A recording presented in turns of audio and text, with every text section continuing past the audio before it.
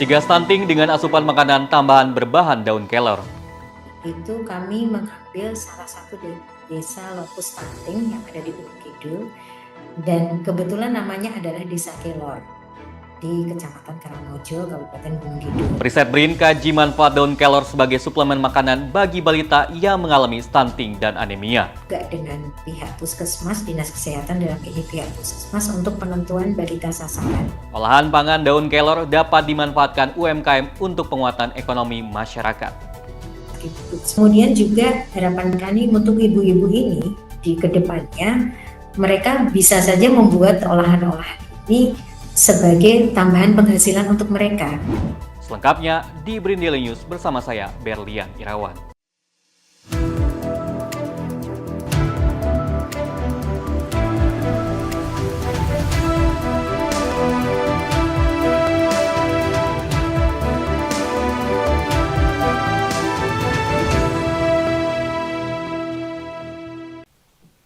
Pencegahan stunting harus dilakukan lebih objektif dan subjektif agar kerawanan pangan, paparan informasi, status sosial dan ekonomi yang menjadi penyebab utama dapat teratasi dengan baik.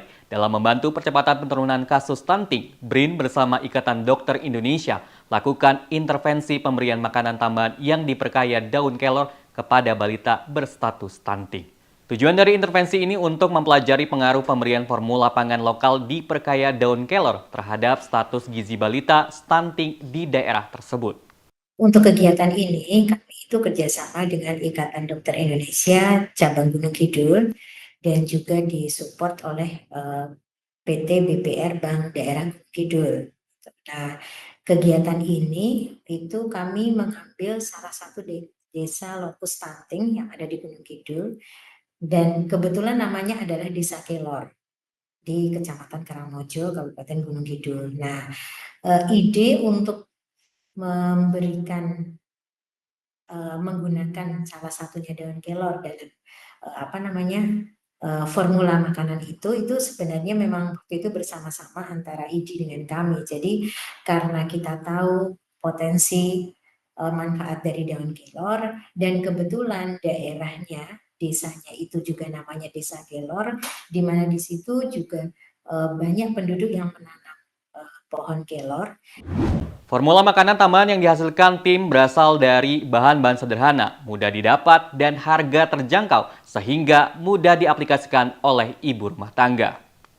Formulasi makanan tambahan yang dihasilkan sudah sesuai dengan standar makanan lokal untuk balita dan ibu hamil yang dikeluarkan oleh Kementerian Kesehatan tahun 2023 dengan kandungan gizi yang terdapat dalam makanan tambahan sebesar 6 hingga 10% protein.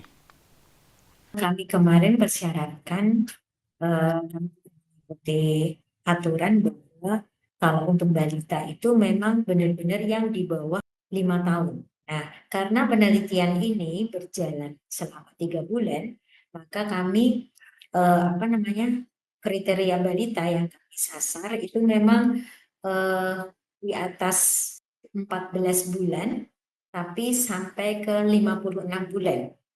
Karena kalau lebih dari 56 berarti otomatis kan nanti saat diberikan dia sudah lebih dari 5 tahun ya. Jadi ini kami memang kerjasama juga dengan pihak puskesmas, dinas kesehatan dalam ini pihak puskesmas untuk penentuan balita sasaran.